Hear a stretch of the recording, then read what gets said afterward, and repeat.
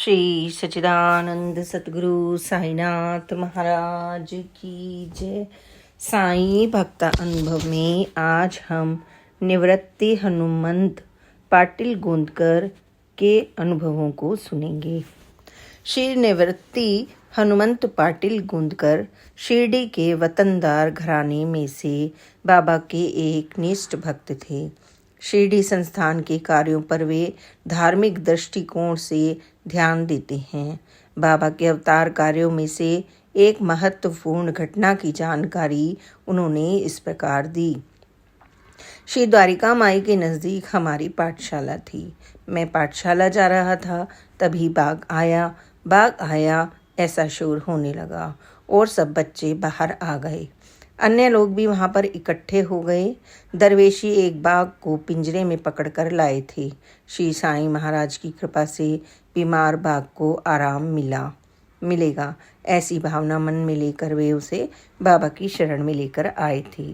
बाघ पिंजरे में मृत प्राय अवस्था में पड़ा था। सभा मंडप के द्वार में पिंजरे का दरवाजा खोलते ही बाघ ने जोर से भयंकर गर्जना की और बाहर छलांग लगाई। यह देखते ही लोग पीछे हट गए। वह डर के मारे इधर उधर भागने लगे। छोटे बच्चे भीड़ में दबने लगे। मेरा नंबर भी इन्हीं बच्चों में लगा था। इधर बाघ छलांग लगाता हुआ द्वारिका माई की सीढ़ियों पर जाकर खड़ा हो गया। वह पूंछ को ऊपर की ओर खड़ी करके बाबा की ओर टकटकी लगाकर देखने लगा। बाबा ने भी एकाग्र होकर बाघ को दोनों की नज़रें मिलने पर बाघ को देखा। दोनों की नज़रें मिलने पर बाघ ने फिर से एक जोरदार गर्जना की। फिर वह जमीन पर गिर पड़ा और प्राण त्याग दिए। पूर्व जन्म के पापों के कारण ही उसे बंदी बनाया गया था। मानो उस बंदीवास से मुक्त होने के लिए ही बाघ बाबा के दर्शन की इच्छा कर रहा था। इस घटना से दरवेशी बहुत दुखी हुए। बाबा ने कफनी की जेब में से 50 रुपए निकालकर उन्हें दिए। उसके बाद बाघ के शव की व्यवस्था महादेव मंदिर के सामने की गई। बाबा की आज्ञा के अनुसार उस जगह बाघ की समाधि बनाई गई। श्री निवृत्ति पाटिल उस दिन से बाबा के परम भक्त बन गए और साईनाथ महाराज को अपना आराध्य देवता मानने लगे। वे खेती बाड़ी के काम में उन्नति करने लगे। आज बड़े बाग के मालिकों में उनकी गिनती होने लगी। यह सब बाबा की कृपा है, ऐसा उनका कहना है। श्री सच्चिदानंद सतगुरु साईनाथ महाराज की जय। अब हम नंदराम शिवाराम मारवाड़ी शराफ मर्चेंट आयु 70 वर्ष शिरडी की कथा को सुनेंगे। सन 1911 में जब शिरडी दूसरी बार प्लेग की चपेट में आया तो गांव वाले जल्दी जल्दी गांव छोड़ने लगे। एक दिन जब कुछ लोग मारुति मंदिर में बैठे थे तो मैं वहां से गुजर रहा था। तब किसी ने कहा कि इसकी आंखें बुखार के कारण लाल हो गई हैं और अब ये भी प्लेग रोग से प्रभावित हो जाएगा। यह सुनकर मैं घबरा गया। मैं घोड़े की पीठ पर सवार होकर मारुति मंदिर गया। लोगों ने मुझे नारियल व तेल की भेंट चढ़ाकर मारुति से मृत्यु टालने की प्रार्थना करने के लिए कहा। मैंने ये चीज़ें भेंट करके प्रार्थना की। मैंने सोचा कि मुझे शिरडी में उड़कर इकरुका जाना चाहिए। शिरडी से उड़कर इकरुका जाना चाहिए। आज्ञा लेने के लिए मैं बाबा के पास गया, लेकिन बाबा ने मुझे गांव छोड़ने की आज्ञा नहीं दी। उन्होंने मुझे आश्वासन देकर कहा कि मेरी मृत्यु नहीं होगी। वे बोले, जब तक मैं नहीं मरता तब तक तुम्हें भी मरने नहीं दूंगा। ऐसा कहकर उन्होंने मुझे उदी दी। मैं शिरडी गांव में ही रहा और मेरा बुखार भी उतर गया।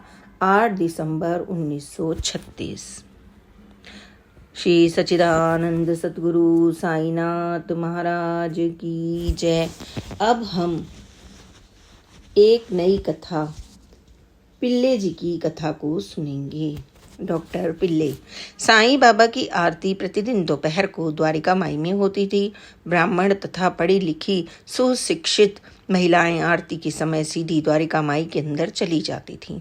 एक बार भली भांति तैयार हो अच्छे वस्त्र धारण करके एक महिला सभा मंडप के द्वार के पास खड़ी हो गई। वह स्त्री खड़गपुर से विशेषकर बाबा के दर्शन करने के लिए ही आई थी। वह जाति से माहर थी, इसलिए बाहर ही खड़ी रही। उसके अंतःकरण की तीव्र इच्छा बाबा के प्रत्यक्ष दर्शन करने की थी, किंतु रूढ़िवादी विचारधारा की लोह शंखरा ने उसे रास्ता रोक रखा था। इसलिए वह दुखी मन से वहीं से ही सब कुछ देख रही थी।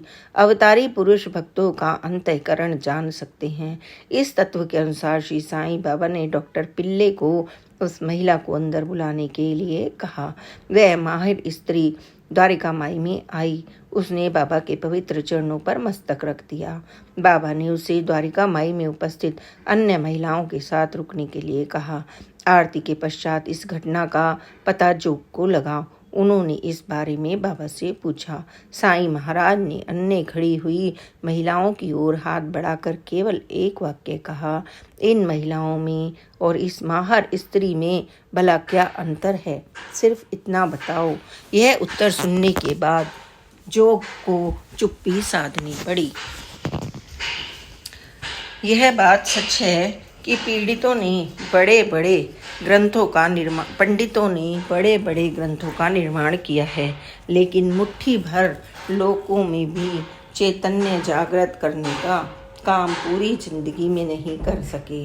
इसके विपरीत महात्माओं ने ग्रंथों की रचना नहीं की, फिर भी कई देश के लोग उनके पीछे दौड़ने लग गए। स्वामी विवेकानंद खंड 3। श्री साईं महाराज को किसी भी भाषा के एक अक्षर की भी जानकारी नहीं थी। कोई भी धर्म ग्रंथ उन्होंने खोला नहीं था। ऐसी परिस्थिति होते हुए भी इस श्रेष्ठ महात्मा का दर्शन करने दूर दूर के देशों के लोग झुंड के झुंड बनाकर दौड़ते आते थे। शिरडी जैसे अप्रसिद्ध ग्राम में, जहाँ पर सुख सुविधा का कोई साधन नहीं था, ऐसे ग्राम में इस महात्मा का दर्शन करने असंख्य लोग आया करते थे। वे घरों से अनेक प्रकार के विचारों की गड्डी लेकर निकलते थे, लेकिन शिरडी में पांव रखते ही उन्हें सभी प्रश्नों के उत्तर मिल जाने से वह प्रश्नों की गड्डी खुल जाती थी। यह महात्मा असंख्य लोगों को केवल दर्शन मात्र से ही जागृत कराता है। स्वामी विवेकानंद खंड 3। द्वारिका माई में आकर बाबा के दर्शन करते ही भक्तों का पूर्ण रूप से समाधान हो जाता था। द्वारिका माई में आने वाले भक्तों की ओर बाबा केवल मनुष्य की दृष्टि से ही देखते थे। बाबा का दरबार सबके लिए खुला है।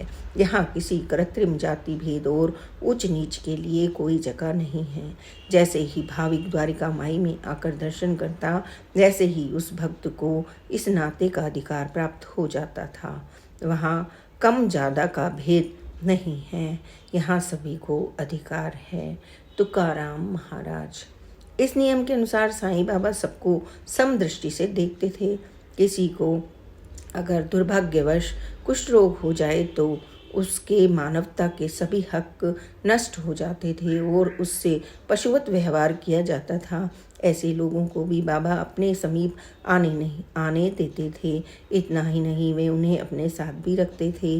के भागोजी शिंदे नामक एक महारोगी को सेवा भाव हेतु द्वारिका माई में झाड़ू सफाई आदि का काम करने देते थे। भागोजी शिंदे बाबा की बाजू पर पट्टी बांधते थे और भक्ति भाव से बाबा के शरीर की मालिश भी करते थे। बाबा भागोजी द्वारा तैयार की गई चिलम भी प्रेम भाव से पीते थे। इससे बाबा का अवतार कार्य स्पष्ट होता है। श्री सच्चिदानंद सतगुरु साईनाथ महाराज की जय। बाबा की प्यारी प्यारी कथाओं को सुनने के लिए please like, subscribe and share this channel. Om Sai Ram, जय साई राम, ओम साई राम।